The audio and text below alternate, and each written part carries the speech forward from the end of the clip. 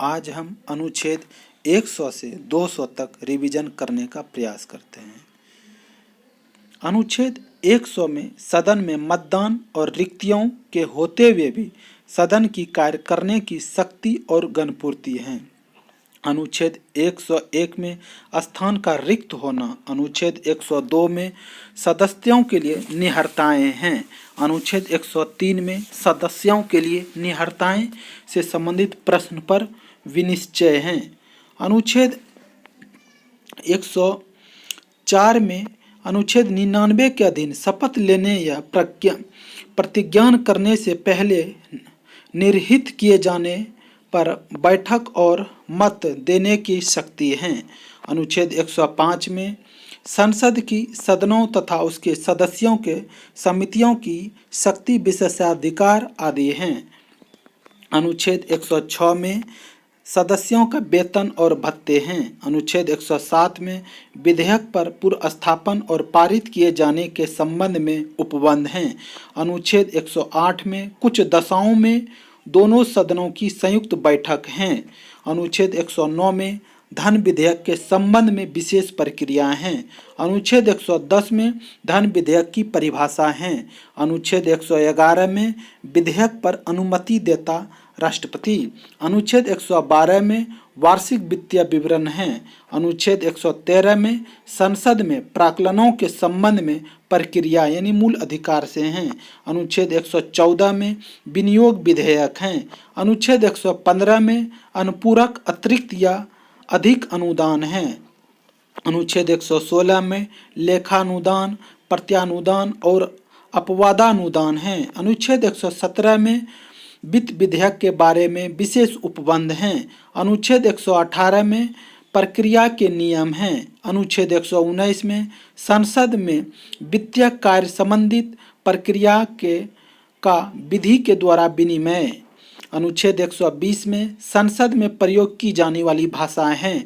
अनुच्छेद 121 में संसद में चर्चा पर निर्बंध हैं। अनुच्छेद 122 में न्यायालय के द्वारा संसद की कार्रवाई की जांच न किया जाए। अनुच्छेद 122 कहता है कि न्यायालय के द्वारा संसद की कार्रवाई की जांच न किया जाए। अनुच्छेद 123 में संसद के विश्राम काल में अध्यादेश प्रख्यापित करने की राष्ट्रपति की शक्ति है, यानी अध्यादेश जारी करने की शक्ति राष्ट्रपति को अनुच्छेद 123 के तहत हैं।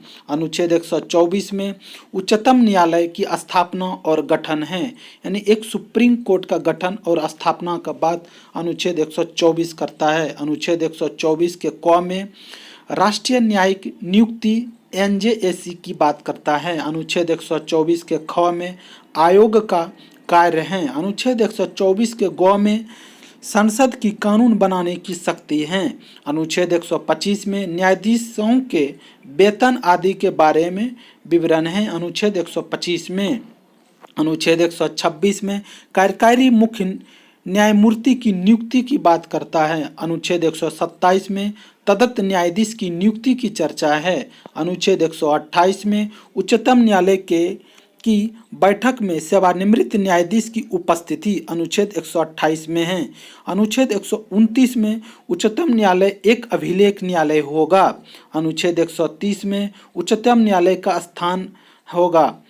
अनुच्छेद 131 में उच्चतम न्यायालय आरंभिक अधिकारिता के क्षेत्र के अंतर्गत आएगा।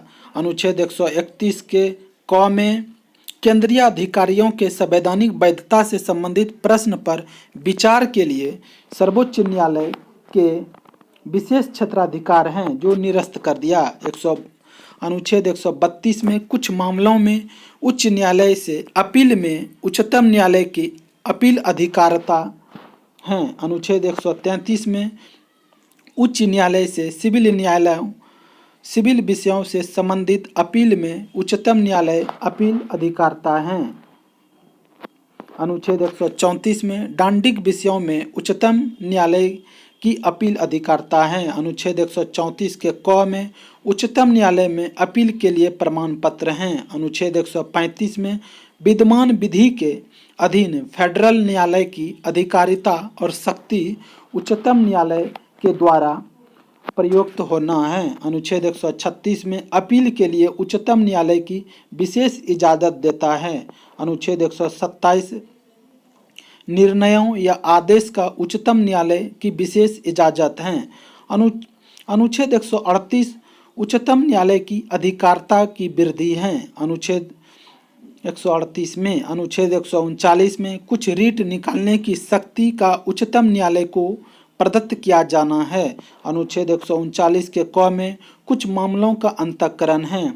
अनुच्छेद 140 में उच्चतम न्यायालय की आनुषंगिक शक्तियां हैं।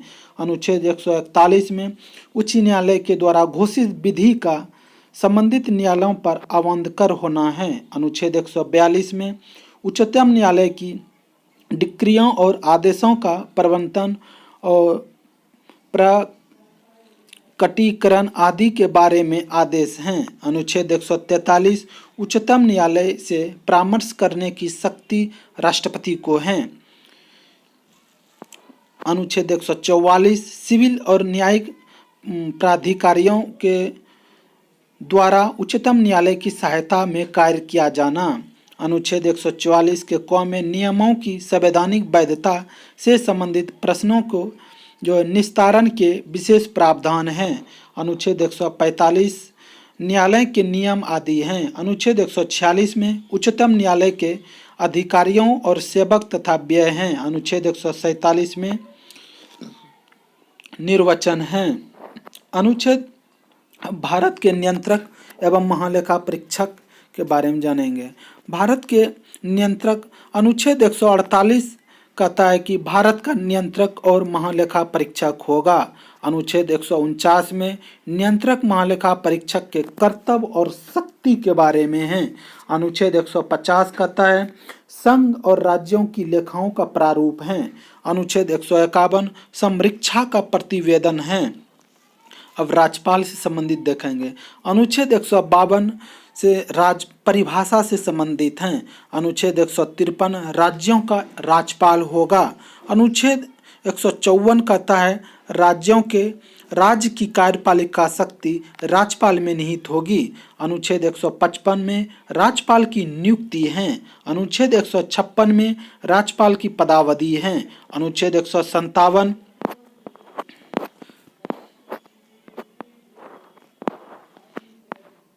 अनुच्छेद 157 राज्यपाल की नियुक्ति होने के लिए अर्हताएं हैं। अनुच्छेद 158 राज्यपाल के पद के लिए शर्तें हैं। अनुच्छेद 159 राज्यपाल के द्वारा शपथ या प्रतिज्ञान है। अनुच्छेद 160 में कुछ आकस्मिकताओं में राज्यपाल के कृत्य का निर्वहन है।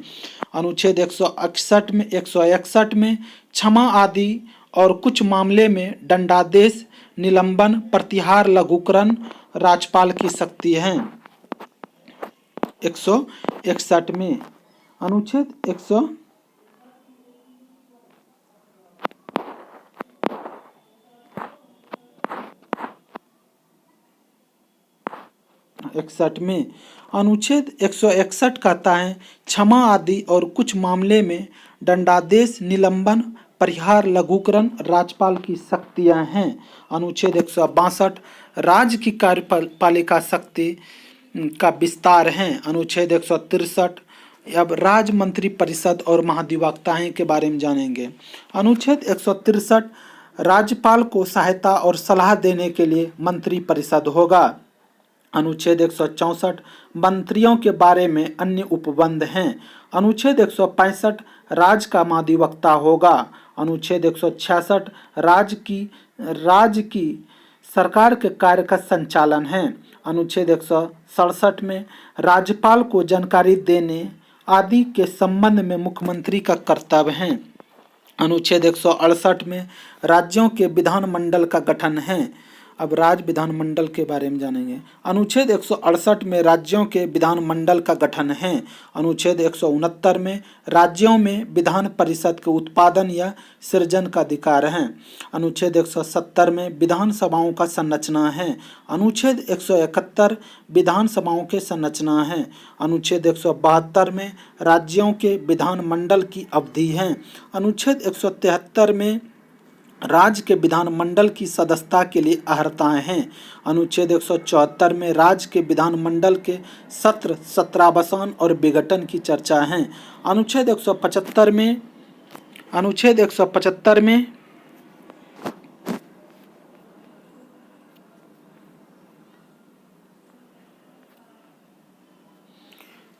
में अनुच्छेद 175 में सदन और सदस्यों में अभिभाषण और उनके संदेश भेजने का राज्यपाल का अधिकार है। अनुच्छेद 176 राज्यपाल का विशेष अभिभाषण है। अनुच्छेद 177 में सदन के बारे में मंत्रियों और महाधिवक्ताओं का अधिकार है।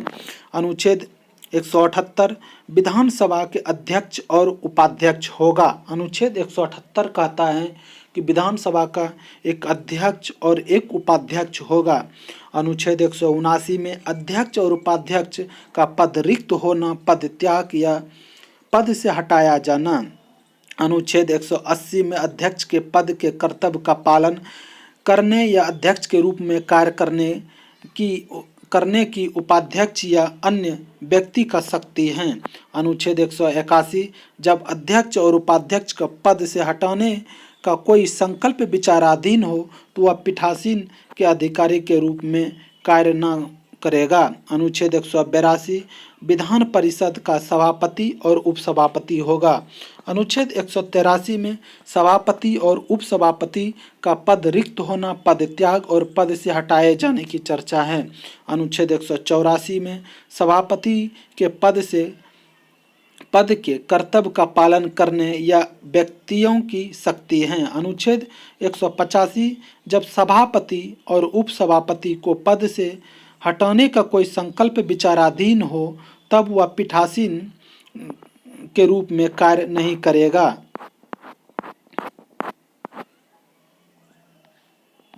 अनुच्छेद 185 कहता है 186 अध्यक्ष और उपाध्यक्ष तथा सभापति उपसभापति के वेतन भत्ते हैं। अनुच्छेद 187 में राज्य विधानमंडल का सचिवालय होगा। अनुच्छेद 188 में सदस्यों के द्वारा शपथ या प्रतिज्ञान है। अनुच्छेद 189 में सदनों में मतदान और रिक्त होते हुए भी सदन की कार्य करने की शक्ति और गणपूर्ति है।